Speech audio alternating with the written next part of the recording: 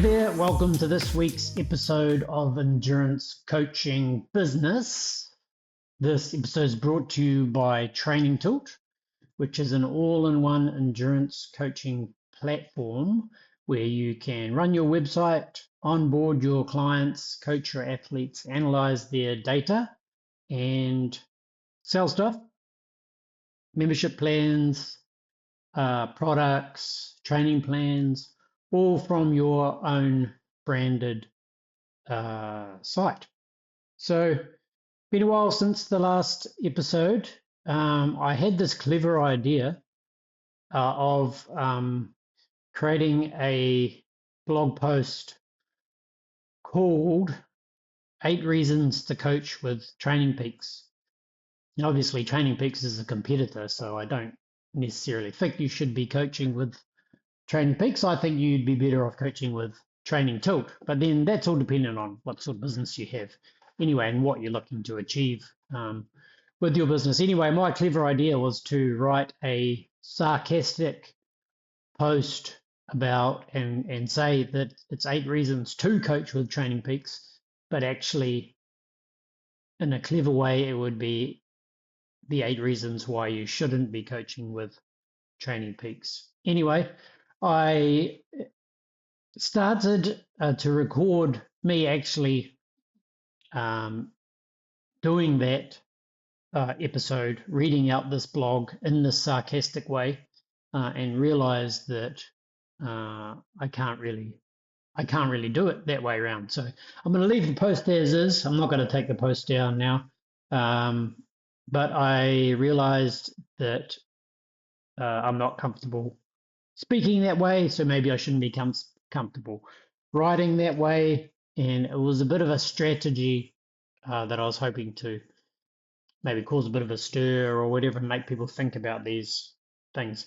And anyway, I'm not going to undo that work. I'm just going to go with it, but I'm not going to read it out that way because I just don't feel comfortable doing that. But I guess it came from a bit of a moment of frustration that I couldn't convince enough TrainingPeaks coaches that maybe TrainingPeaks isn't as good for their business as they think it is, and that at TrainingTalk we focus a lot more on the needs of coaches, whereas at TrainingPeaks they don't really focus so much on the coaching business because they sell things directly to athletes anyway. They do a bunch of other stuff as well that isn't necessarily in the best interests of coaches, but that's the business model that they've chosen. It's not, there's nothing wrong with it, there's nothing illegal about it. It's all clear. They're not pretending they're doing something else and doing the other thing. But anyway, enough of my ideas about whether or not that's a good idea to write that sort of post. But anyway, let's go. So I've got 8 reasons here. I'm going to spin these back to the real reason. So they're not reasons why to use TrainingPeaks, but they're actually reasons why you might want to consider a coaching centric platform like TrainingPeaks. So reason number 1, you don't want to just be another coach in the system. So the vast majority of coaches, endurance coaches, use TrainingPeaks. The experience of the coach and the athlete while inside TrainingPeaks is all centered around TrainingPeaks. Sure, you can add your own logo in the header, but if your colors don't match their colors, it all looks out of place and it's like jammed into somewhere. So it's not really central to the platform. And then other things around branding, like all the emails that you get, like notifications, unless you looked carefully and knew, you would never even know who the coach of that athlete is. It's basically all about TrainingPeaks. Number 2 is that TrainingPeaks runs a marketplace that is in competition to individual coaching businesses on TrainingPeaks. So the TrainingPeaks marketplace, you can find, if you're an athlete and you've got a current coach, for example, you can find a training plan from another coach and buy that instead of coaching. You can switch to another, you can find another coach inside the coach directory in the marketplace. They might be cheaper, they might offer something different, and TrainingPeaks makes it very easy to switch to that coach. Um, and in that marketplace as well, TrainingPeaks take a massive cut of anything that gets sold. So a lot of these things are around incentives. It's not because TrainingPeaks are trying to hurt coaches. It's because the incentives are set up in a way where it makes more sense for TrainingPeaks to do one thing than the other. So it makes more sense for TrainingPeaks to try and sell training plans in the training plan store than it does to have a coach on board, because they'll make more money in the long run. So coaches actually don't pay that much for their coaching platform. Sure, they pay per athlete, but athletes can pay TrainingPeaks directly. So that's not actually new revenue for them. Whereas if they're selling things in the marketplace, then they take a big cut of that, so they earn a lot more money that way. So their incentive is that they will promote that, and that's fair enough. The third one is performance, really. Performance and quality of the service. So, like I was saying before, most endurance coaches use TrainingPeaks, and TrainingPeaks offer a lot of, they have a freemium pricing model, which means as an athlete, you can go up and sign for free and never pay them a cent, and you connect all of your data syncs through, so one issue that TrainingPeaks has had recently is that Sunday, everything slows down a lot, and lots of reports from coaches that it's basically unusable, and on Sundays they can't even do any of their programming for their athletes because it's under so much load. And part of the reason is because of that freemium business model, where TrainingPeaks offers free accounts to any athlete who wants an account. That is resource intensive, obviously, because all of the data that's syncing up all of the time. And that causes performance issues, and not TrainingPeaks' fault. It's just something that happens as you grow and as you get big and as all of that data builds up over time. And I've noticed that a lot of coaches are saying, well, criticizing those coaches who are complaining about it and saying, well, you shouldn't do your programming on a Sunday. You should spread it out through the week and you won't have that issue. And, I guess that's sort of a valid alternative, but you shouldn't have to do that for one. It should perform under load every day. They should be able to scale it up over high, under high load. But then also, a lot of coaches like to see the full week's training, maybe even see what happened on Sunday or see what happened on Saturday, and then make their coaching decisions based on that. So then if that's the case, you don't want to do your programming on a Friday for the Monday if you're not even sure how the Saturday and Sunday workouts went yet. So there's two reasons why coaches shouldn't necessarily have to sort out their own workflows based on whether the platform is going to be working or not.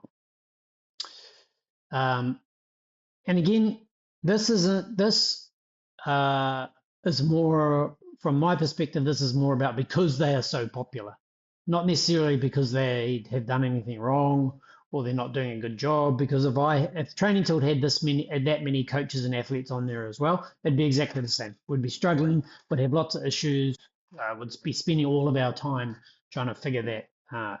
So the thing about the Training Tilt platform is we don't have that many coaches. So the system never really gets under high load. Every now and then we have issues. We don't offer anything for free. So we don't have thousands or tens of thousands or hundreds of thousands of users on there who aren't paying anything, contributing to the ability to spend more on hosting and servers and that sort of thing to keep the performance up.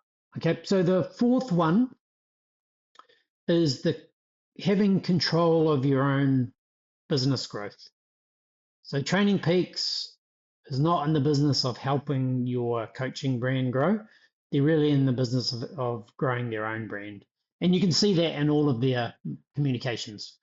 If you're an athlete in TrainingPeaks, you can see that they're promoting themselves. They'll push you to the marketplace for other coaches, but that's just because they take a cut of the share. And in their ecosystem, they're calling all the shots about how everything works in the system. So you don't really get to control how you grow through that ecosystem. The fifth one, and I hear this a lot from coaches, is controlling your own intellectual property. So if you didn't know, if you're an athlete in TrainingPeaks, they make it really easy to move between coaches. If you move from one coach to another coach, all of your training history, including the prescribed workouts, stay on your calendar, and the new coach can see it all. So basically, it's your business, it's your IP, it's your input on the athlete's data. Sure, some of that data is owned by the athlete, but there's a lot of your intellectual property there. And then just like that, they switch coaches, and then the new coaches have access to all of that history of data that they can review, see your workouts, see how you structure them through a week. Again, a lot of coaches will say, well, that's just part of coaching programming, but it's also about the communication, and that's all true, but that doesn't mean that you want other coaches to be seeing all of your stuff. I mean, it just doesn't seem right. So with Training Tilt, athlete accounts are owned by the coaching business.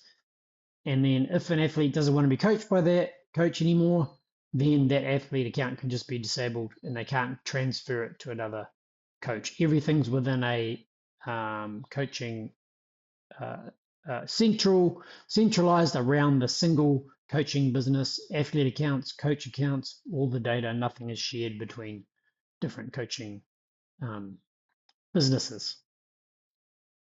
The sixth one is letting athletes control how you run your coaching business. So a lot of coaches get pressured by their athletes because they don't want to move to a different coaching system. They love TrainingPeaks. They've got their history of data.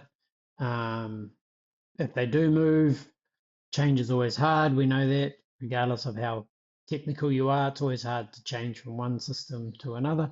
So a lot of coaches are frustrated with all of these things about TrainingPeaks, but they stick with it because they don't want to upset their athletes. But all I would say about that is who's coaching who. Who should be in control of the coaching experience. And if an athlete isn't willing to make a few changes to be coached by you, what other changes aren't they going to be willing to make? So is that a good sign that maybe they'll be reluctant to change their training as well? So I don't know what the answer to that is, but it's a good thing to think about. Seventh one is endurance coaching is really lagging behind other industries, even other coaching industries. So TrainingPeaks is the incumbent here, and everything that I've said so far does not set the coaching industry up to be successful. Whereas across other industries or even other coaching industries, say life coaching or nutrition coaching, there's probably dozens and dozens of different platforms to cater for each of those industries, and they almost always put that coaching business at the center of the universe in that platform. They don't half sell to athletes and half sell to coaches and then have some marketplace. It's focused on the coaches. So that focus on that industry and that coach raises the standard of the entire industry up. So with endurance coaching, we haven't gotten there yet, and I'm trying to help with that. But I haven't done a good enough job of convincing coaches, and even doing a good enough job of making training tilt like a no-brainer. So if I was successful in what I'm talking about here, like in other industries, then it would be a no-brainer for coaches to move over to training tilt. They would just do it. So I haven't done a good enough job on that. TrainingPeaks is not incentivized to do it for themselves because of all the reasons that I've outlined before. So far, it just hasn't happened. So the eighth one, your athletes in TrainingPeaks, some of them will be drowning in data that they don't really understand. So some of them will be getting confused and frustrated because they don't understand it.